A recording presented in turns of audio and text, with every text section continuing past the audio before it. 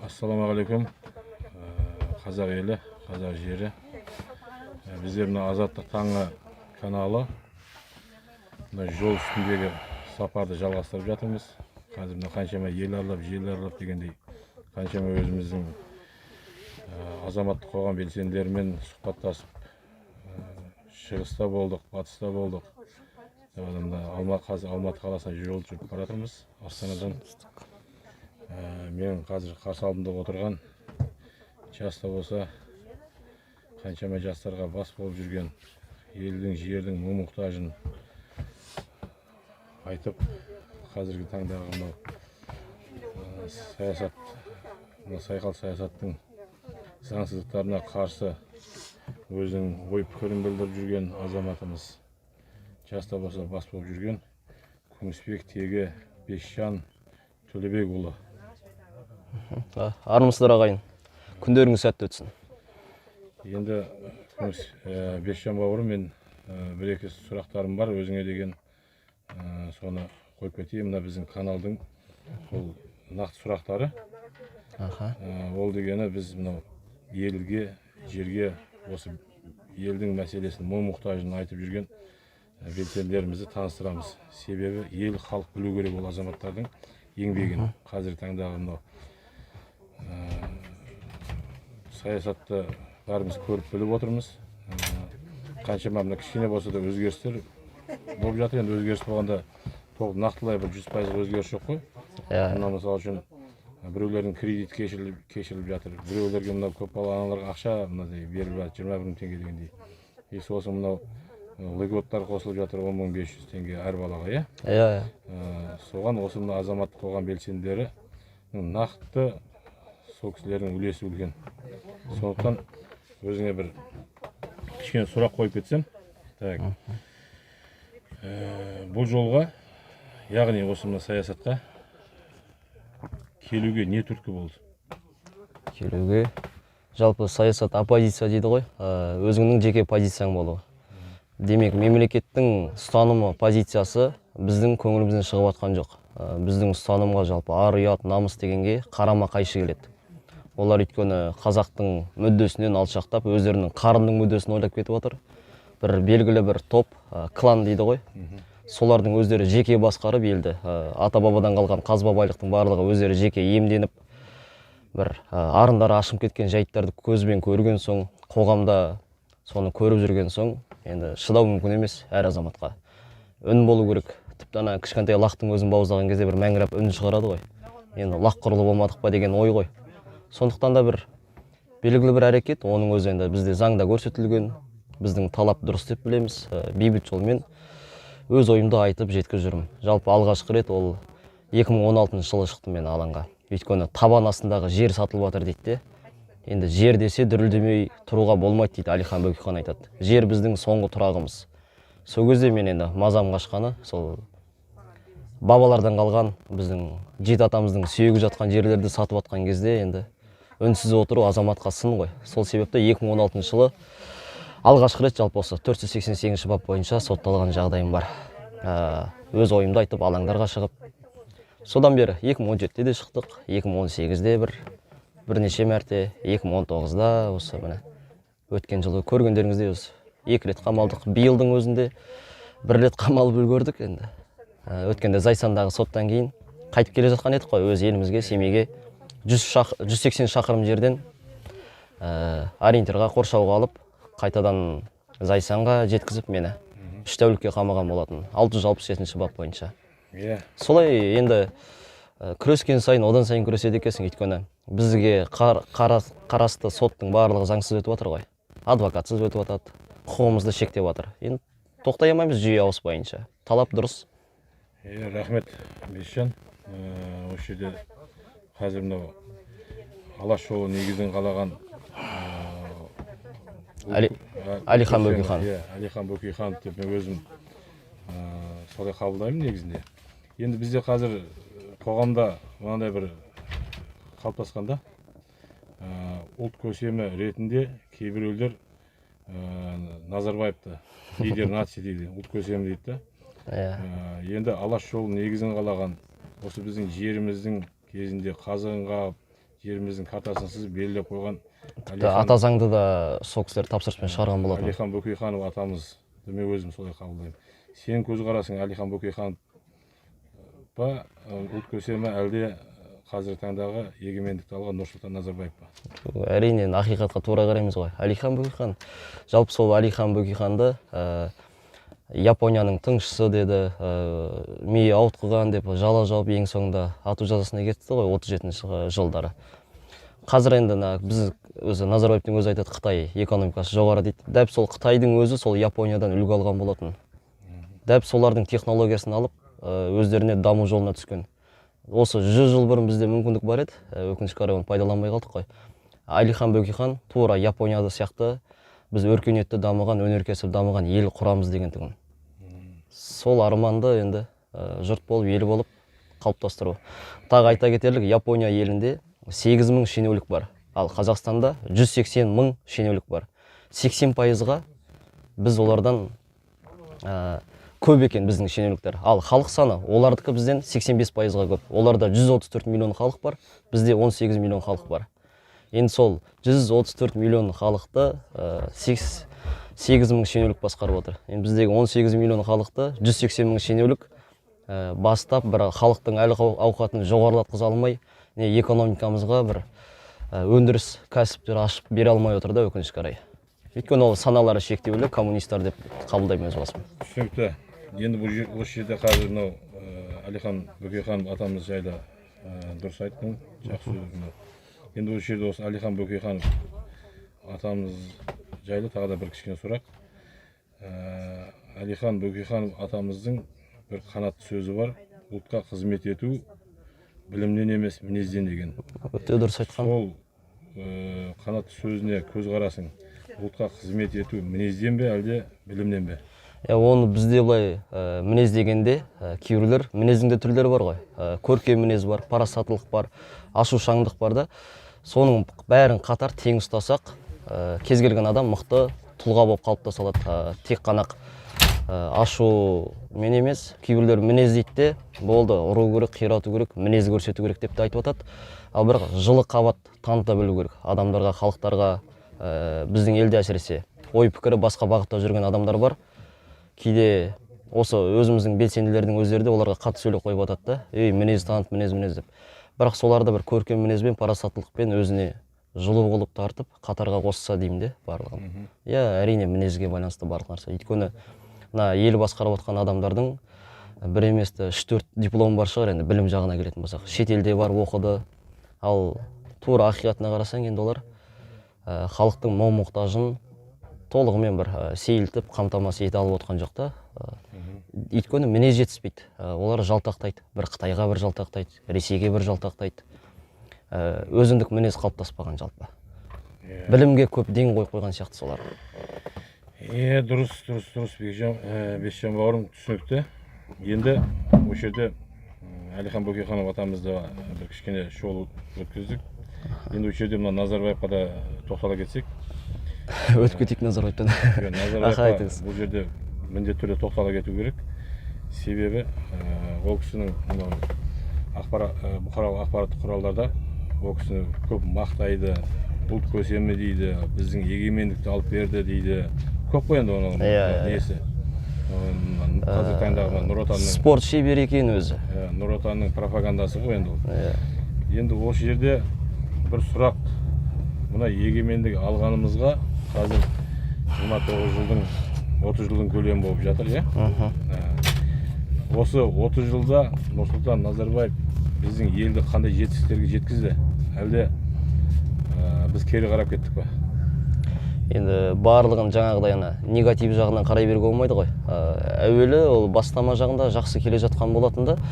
Бірақ енді қазір оның бүкіл картасы ашылып қалды ғой. 93-те ол жоғары кеңесті таратты, Серікболсын Әбділдің қолында болды ғой.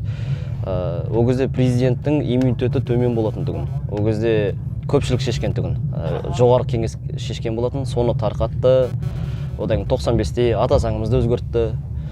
Одан кейін енді бір нәрсе осы Назарбаевтың тұсында Америка, Япон олар ғасырлар болды да азаттығын алғанда. соның арасында Японияның ата заңы бірде-бір рет өзгермеген. Жаңа біз үлгі тұтатын Япония, алаштықтар үлгі тұтатын. Одан кейін Американың ата заңы 17 рет өзгерген екен, ал Қазақстанның ата заңы 1100 рет өзгерткен де. Ол енді көрініп отырсыздар, енді қалай басқарды. Өйткені өзіне қарай, ыңғайына қарай жығып, ең аяғында міне нәтижесін көріп отырсыздар. Жалпы әлсіз адам жағымпаз келеді. Енді жанына жинағандардың барлығы мен әлсіз деп білем. Жаңағыдай міне жетіспейді. Жетістігі енді әлемде жоқ, әлемде аналогы жоқ жемқорлықты қалыптастыр деп ойлаймын. Одан кейін ол кісінің тағы бір жетістігі Қазақстанды, жалпы елді қалай басқармау керек екенін үйретіп жатыр біздерге. Халықпен қалай жұмыс жасамау керектігін үйретіп жатыр. Саясатты қалай жүргізбеу керек екенін үйретіп жатыр. Ол кісі енді 1992 жылы айтқан сөзі бар ғой, бізге саясат емес, бізге экономика керек дейді. Үлкен қателік сол деп өз басым ойлаймын. Өйткені Абайды айтады ғой, балама байлық қалдырғанша ақыл білім қалдырайын дейді. Өйткені балаң сол ақыл білімнің арқасында өз-ақ байлықты жинап алады ол. Өйткені оқыған ақылы бар ғой. Сол себеп біз 70 жыл құдайсыз өстік. Құдай жоқ деді, атеист қылды, материализм болды. Одан кейін бір-бірін бөліп жару. Жалпы бізді кері бағытта отарлау саясатын жүргізді ғой. Бізге міндетті түрде саясат керек еді ғой. Мораль керек еді бізге. Моральдық заңдар қалыптастыру керек еді. Сондай тәрбиесі жоқ көпшілікке ақшаны әкеп берді. Енді нәтижесі көріп отырсыздар, ол ақшалары дұрыс игерілмей қалды. Жемқорлық белшесінен басып кетті ғой. Жалпы дұрыс емес саясат жүргізді. Жалпы оның жетістігі білмейміз енді. Жетістігі сол дейсің ғой. Әулетінде де тексіздіктерді көріп отырмыз ғой. Енді аяғы жаман төр ластайды дейді ғой. Ластады деп қабылдаймын өз басым. Төрімізді ластады. Түсінікті, Бесжан бауырым. Енді Бесжан бауырым, мен мынау Азаттық таңы каналының жетекшісі ретінде мен мына қазір таңдағы елде болып жатқан саясатты мен өзім былай, мен көзқарасымды айтайын. Сен осы көзқарасқа қалай қарайсың деген. Мен өзім көзқарасым бірінші айтып олайын. Мен осы жерде стратегия жайлы айтқым келеді да. Стратегия, 20-20 стратегиясы. 30 барыс. 20-30 стратегиясы барыс боламыз деді. 20-50 стратегиясы мәңгілік ел боламыз деді. Енді менің өзімнің көзқарасым, бұл 20-20 стратегиясы мен көзқарасым. Бұл біздің халқымызды, ұлтымызды әбден мәңгүрттендірді. Бірінші білімсіздендірді. Мынау біздің ұлтымыздан идеологиямызды жоғатты, салт дәстүрімізді жоғатып, мына елдегі жастарымызды намыссыздыққа, сосын мәңгүрттікке тәрбиеледі. Ұлттық рух, елге деген, жерге деген сүйіспеншілік жоқ қазір жастарда. Енді көпке торпақ шашпаймын. Өзің сияқты азаматтар қазір жастардың арасында шығып жүрсіңдер ғой. Бар арасында әлде де текті ұрпақтың балдары жүр, елді жерді қорғап та. Енді основной жастар мәңгүрттеніп кетті негізі. 20-20 стратегиясын мен солай бағалаймын да өзім. Енді мына 20-30 стратегиясын мен өзім былай бағалаймын. Бұл қазір мына қаншама жерімізді, елімізді Қытайға сатып жатыр дегенде көп естиміз. Мысалы үшін қаншама қарға құзғындар еліміздің, жеріміздің байлығын иемденіп, бізге ешқашан дос болмайтын, біздің ұлтымызға ешқандай қатысы жоқ қарға құзғындар еліміздің байлығын иемденіп отыр да. Оны мен былай түсінемін, бұл 20-30 стратегиясы бізді қытайландыру деп ойлаймын өз басымда. Ұлтсыздандыру, қытайландыру, 20-50 стратегиясы қазақ ұлтын жою деген деп ойлаймын өз басымда. Осыған көзқарасың қысқаша, нұсқаша. Жалпы кез келген басшы дүйім жұртты өз артынан ердіртеді. Өзі адасқан болса, жұртты да адастырады. Жүсіпбек Аймауыт айтады ғой, оқығандар сендер адаспаңдар дейді. Өйткені артта қара халық бар ғой. Енді ол адасқан, сол себепті де осы оппозиция пайда болып отыр ғой елімізде. Заманбек, Алтынбек ағаларымыз бар, Серікболсын Әбділден, тағысын тағы қазірде шығып отыр ғой азаматтарымыз. Егер оның бағыты жаңағы 2020 бағдарламалар бәрі дұрыс болса, өз басым бір жалаң аяқ жүріп те қызмет етер едім. Өйткені менің қаным тегім барлығы осы ұлтқа қызмет еткендердің ұрпағымын жалпы өз басым. Сол арнайы идеологиялар жүріп жатыр, дұрыс айтасың. Ұлттық арналар мысалға жағымпаздану біріншіден, екіншіден тәрбие тәлімнен ажырату. Біз негіз қазақ өзі үш-ақ сөзбен тәрбиеледі ғой. Обал болады, ұят болады, жаман болады, иә. Әуелден бізге әдеп деген сабақты енгізсе деген ой болушы еді. Рухани жаңғыру дегенде бізге керек емес еді. Сол рухани жаңғыруды мен осы Мұхтар Шахановпен жолықтым сол жылдары. Сол кезде айтады ол кісі, рухани жаңғыру Назарбаевтың өтірігінің аясында қаңғыру дейді. Ол дәп солай. Ол бір жағынан рухани жаңғыру, ол өзінің қателігін мойындау деп білемін мен. 92-де жіберген қателігін мойындап, азып тозып баратқан халықты қайтадан дұрыс жолға салсам деген ойда болған шығар, жанындағылар кеңес берген шығар, бірақ бәрі кеш болып қалды. Бізде енді кеткені керек, шыны керек. Жарайден бейнетін көрген шығар, енді зейнетін көрсін. Өзім қатты бір адамға жамандық ойлама дейді ғой. Сот әділ болсын, барлық нәрсе дәлелдеу оңай жалпы. Қоғамда халықтың өз ақтап көп дүниені әшкерелеп дәлелдеп бере алады ол кісінің жасаған біраз қателіктерін. Жаңағы 2020-2030 бағдарламасы толығымен ұзақ уақытқа марафонға созылған марафон саясат дейді, ұзақ уақыттық халықты идеологиямен, белгілі бір идеологиямен құрып жою. Оның бірі дәлелі біздің әнұранымызды Назарбаев сөздерін өзгерткен болатында, онда қарап отырсақ, жерің деген сөзді алып тастаған. Мысалы, біз бұрын бала кезде бастауышта менің елім, менің жерім деп еттік те, жерім деп бір жүрегіңді ұстап тұрып айтсаң, сенің жерге деген бір отан сүйгіштігің және аманат қамқорлығың оянады да, жеріңе, жай қарапайым топырақтың өзіне де. Сол сөзді алып тастаудың өзі бір үлкен идеология. Қазақ сенің жерің жоқ деп тұрғандай да. Өйткені жер дауы болған кезде аз халық шығудың себебі де сол әнұраннан алып тастады да. Көп нәрсесі ұлтты құрту, иә. Дұрыс айтасыздар. Значит, қосыласың ғой? Қосылам. Енді мына қазір таңда идеология жайлы айтатын болсақ, сұрағым бар еді. Осы мынау жарайдан бұл жайлы қазір сұрақ қоймай қалсам, мынау неміз көпке созылып кететін сияқты. Енді мына қазіргі таңда елімізде саяси жағдайға байланысты неше түрлі оппозиционный ұйымдар ашылып жатыр. Неше түрлі белсенділер шығып жатыр. Осы мынау саясаттың жілік майын шағып жүрміз деген ағаларымыз бар. Кеше мынау неде Ақтау қаласында, Астана қаласында үндеу жарияладық. Мен одан алдында осы Азаттық таң каналы жетекшісі ретінде көрдік, иә. Өзім үндеу жариялаған болатынмын, сол кісілердің бір тудың астына жиналуына и бас қосуына. Енді біз мына қазір өзіңді көріп жүрсін, шығыста болдық бірге, батыста да болдық бірге. Мына қаншама халықтың арасында жүріп, бәр қалада, қай облыста болсын, қай қалада болсын алауыздық. Біреу Жасаралағаны қолдайды, біреу Рысбек Сәрсенбаевты қолдайды, біреу Балташ Тұрсынбаевты, біреулер Мамайдың соңынан еріп жатыр. Мына көп балалы аналарға келетін болсақ, Сәуле Әбілдаханның сөзін артынан еріп жатыр деген не ғой. Енді кешегінде біз үндеу жарияладық. Енді осы үндеу жайлы не айтасың өзің?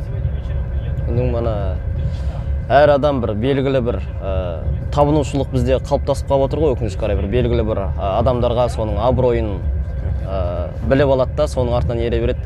Абай айтады ғой, ақылыңмен, біліміңмен еңбегің алып шығар екі жақтап дейді ғой. Әркім өзі жеке білімді болғанын қалаймын мен. Кез келген Қазақстан азаматы жеке заңды біліп, жеке бәрін өздері сарапшы болғанын қалаймын да. Біреудің жеке меншік белсендісі болудан аулақ болайық барлығымыз. Өйткені біз қандай ел құрмақшымыз? Демократиялық ел, иә? Халық билігі. Демек, халықтың барлығы ақылды болған кезде біздің басшымыз да ақылды болады. Ал қазір бүкіл жауапкершілікті бір жазылған хатқа қол қойып тапсырса ол қателік, және де белгілі бір белсендіге, белгілі бір жаңағыдай серкелер дейміз ғой, оппозицияның. Соларға тапсырып қойып қарап отыру ол үлкен қателік болады. Өйткені әр қайсыларыңыздың жеке аманаттарыңыз бар. Ол сіздердің ұрпақтарыңыз, сіздердің жалпы осы жер басып жүргеніміз, оның өзі бізге аманат қой, бабалардан қалған. әр адам жеке білімді болған қалаймын. Ал ағаларға келетін болсақ, ақылды қариялар болмаса, ақылды ұрпақ болмайды. Сол себепті сіздер біреуді қаралап, біреуді жақтап үйтіп бір Алихан айтады ғой, біздің берекенің қашыбы бірден бір себеп ол алауыздық дейді, ауызбіршіліктің болмауы дейді. Енді осы Нұржан аға өздеріңіз бар, кешеде Астанада да үндеулер болды, иә. Осындай ағаларды біз бірлікке шақырып отырмыз. Негізінде сол ақсақалдар бізді бірлікке шақыру керек еді. Ыдыратпай бізді біріктіру керек еді. Burada орын ауыс кетіп отыр. Ақсақалдар емес, қарапайым осы өскелең жастар ағаларымызға бірге болыңыздар деп шақырып отырмыз да. Ол да бір орын ауыс кетіп жатқан жағдай ғой. Сол үшін Жасарал ағама айтам, Рысбек ағаларымыз, Балташ ағаларымыз, Қуаныш Мұқтай ағаларымыз барлық өкпе назды қойып, барлықтарыңыз бір болғандарыңыз қалаймыз. Мысалы өздеріңіз 5 ағамыздың атын айтып жүрміз, е. Бесеулеріңізде, 5 түрлі көлемдеріңізде ой пікірлеріңіз әрқалай болғанмен жұмылсаңыздар бір қатты жұдырық боласыздар ғой. Бізге керегі сол жұмылғандарыңыз қалаймын сіздердің. Ал бастар ағалар болса, еретін жастар барымыз біз. Сол үшін сіздерді барынша ауызбіршілікке өз басымда шақырамын сіздерді. Бізге жақсы үлгі көрсетіңіздер. Рахмет Бешан. Енді менің өзім ойым осы үндеулерімізді тыңдайды деп ойлаймын. Мына қазір батыстың жігіттерді, азаматтарды жасаймыз деп отыр үндеу. Енді Алла бұйыртса, алдағы уақытта ертең Алматыға түсетін болсақ, ар күнге осыны бір дөңгелек үстел басына ұйымдастырамыз. Осы азаматтарды сосын оппозиция басқа да белсенділер бар ғой енді. Сол кісілердің бәрін шақыратын боламыз міндетті түрде Алматыға барып тағы да. Енді мен сенің қазір таңда ой пікіріңді бәрін түсінгендей болып отырмын. Енді бір кішкене сұрақ. Енді бұл саясат дейді ғой бұл. Саясаттың сайқалдығы бар қаншалықты. Қиын тұстары бар мысал үшін. Осы жолда мысал үшін қандай да жағдайлар басыңнан өтуі мүмкін ғой. Қамап жатыр, неше түрлі қорқыту, үркіту, неше түрлі қысымдар болып жатыр. Мысал үшін өзіміздің басымыздан көріп жүрсінде талай өтіп жатыр. Соншалықты біздің қазір таңдағы жүйенің төмендеп кеткендігі даже есіктің алдында тұрған көлігімізге дейін шағып кетті. Көліктің терезелерін шағып енді бәрін ел халық куә болды. Қорқыту үркіту мақсатында иттің басында ішіне тастап кетті. Басқа да енді неше түрлі мына адам сенгісіз сондай дәрежелерге барды да. Себебі билік қазір таңда өзінің осы уақытқа дейін халқымызды тонап, қанап, ұрлап келген байлығыны сақтау мақсатында қазіргі мынау шындықты айтып жүрген белсенділерге, азаматтық қоғам белсенділеріне неше түрлі қысымдарды көрсетіп жатыр. Енді ол болса да сенің де басыңнан өтіп жатыр, оны көріп жатырмыз. Неше түрлі қысым, қамау деген де арасында. Менде бұл жерде сұрақ, осыншама қандай жағдайда да осы қиындықтар өтсе де басыңнан, осы жолда соңына дейін күресесің бе, әлде кейбір тұстарына шыдай алмай кетіп қалу мүмкін бе? Мүмкін емес. Өйткені менің мақсатым сол тура Жаһанша Досмұхамедұлы, Алаштың батыстағы басшысы. Менің бар мақсатым дейді, ол кісі айтады. Мемлекеттің басқару тізгінін халықтың қолына алып беру дейді. Өкінішке орай оны залым орыс үкіметі атты жойды ғой жалпы. Енді сол аманатты үлкен аманат болса да өзіме жүктегім келеді соны. Айтады ғана, қазір енді біз қан төгіп жатқан жоқпыз. Білімге сенген уақыт барынша жауапкершілік сезініп, ақылмен жеткім келеді, абыроймен жеткім келеді. Ол тоқтайтын дүние емес. Нәтиже керек бізге. Бізге еліміздегі дұрыс бағытқа қарай өзгерісі болса, бізде мұнда жүрмесек, кешегі соттарға бармасек, егер басшымыз әділ болса, одан халық қорықпасын осы оппозиция деген сөзден. Мен өз басым оппозиция деген бірінші қазақылықпен түсінемін ғой. Жанашыршылық деп түсіндім де жаны. Сен елге, жерге деген жаның ашығандықтан осылай шығып жатырмыз. Одан кейін митинг деген нәрседен де қорықпаңыздар. Митинг деген қазір біздің елде халықпен неге санаспай отыр? Екі арадағы қарым-қатынас жоқ, сыйластық жоқ та, сол себепті олар асқақтап кетіп жатыр. асқақтама дейді ғой, барар жерің қарға бір дейді, қара жерге қанда бір, қарада бір дейді. Сол үшін бәріміз түйісетін жеріміз бар, ол қара жер, қабір. Биліктегілер де ойлансын, олар да көреді ғой, комитеттің адамдары. Кеше өздері хабарласып жатыр екен, жаңа қысым демекші. Алматыға қашан келесің, 22-сі не істейсің деп жатыр да. Одан кейін нәтиже керек бізге жалпы. Жаңа митинг деген сөзімді ауытқып жібердім. Митингтен қорықпаңыздар, өйткені ол біздің билік басындағылармен біздің қарым-қатынасымыз, біздің байланыс орнатуымыз, ол митинг, диалог орнату. Ол біздің 32-ші бапта да көрсетілген, 3-ші бап, барлық заң бойынша да ол рұқсат етілген дүние. Біз соны тек орындап жүрміз. Рахмет, Бесжан, түсінікті. Енді мына соңғы бір кішкене сұрақ болғанда бір үндеу ретінде жастарға, өзің сияқты жастарға қандай бір үндеу жолдар еді? Жас қырандар ұмтылсын, жайып қанат дейді ғой. Кейде бір өткенде қалжыңдап айтып қоямыз, алдыңғы арба қалай жүреді, артқы арба да солай жүреді деп айтамыз ғой, жалпы қазақта сөз. Енді ол бұрында, енді заманда көретін арба артқы доңғалақта жүріп жатады, соған қарап айтылған сөз ғой енді былай. Түпкі мағынасы терең. Енді қазіргі дамыған уақытта жастарға айтарым, ұшаққа мінді ұшып кетейік болды, егер алдыңғы бағыт дұрыс болмаса. Жас қырандар ұмтылсын деп тұр ғой, қыран болайық әрқайсымыз. Мағжан сенген жастар біз болайық. Айттық қой өткенде, біздің алдымызда да талай жастар өтті, олар өз жандарын беріп, өз солардың арымен, солардың намысымен келген азаттық қой бүгінгі азаттығымыз. Енді соны ұстап қалу, ол бізге аманат, сондықтан да бейжай қарамаңыздар. Жастарда қашанда энергия көп, энергияны жын ойнаққа емес, ел болашағына жұмсағандарыңыз абзал. Қатарға қосылыңыздар. Жастарға, енді өзімде жаспын ғой, замандастарым қатарыма қосылады дегенге сенгім келеді, және сенем. Мағжан жастарға сенді, мен замандастарыма сенем. Иық тіресіп, қатарымыз көбейеді дегенге сенімім мол. Рахмет, Бесжан. Мен де соны жастардың қосылуына, ұлттық рухының оянуына, намысының оянуына, елге деген, жерге деген сүйіспеншілігінің оянуына мен де сенем қазір таңда. Енді осы жерде бір өзіңнің байланыс телефоныңды осы жастарға айтып кете аласың ба? Сен артыңнан еретін, қосылатын егер мүмкіндік болса. Байланыс номер 8 778 028 2018. Сол адассақ, еліміз деп адасайық. Күш бірлікте. Рахмет, Алла разы болсын. Енді мына Азаттық таңғы каналының байланыс телефоны 8 707 600 0775. Нұржан Мұхамедов, қарсы алдында отырған Күмісбек Бесжан бауырым, осындай жастардың арасынан қазір атылып шығып, осы жастарымызды өз артынан ертіп жүрген жайы бар.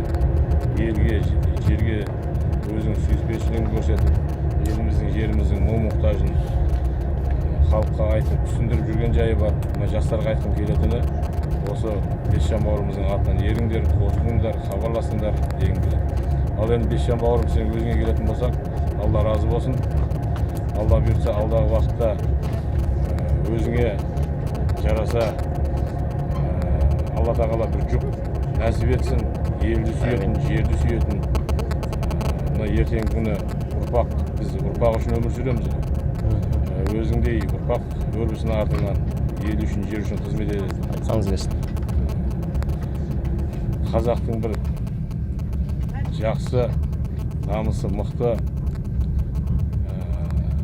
әлі не дейді мынау? Бойында атағаны мұздамаған дейді ғой.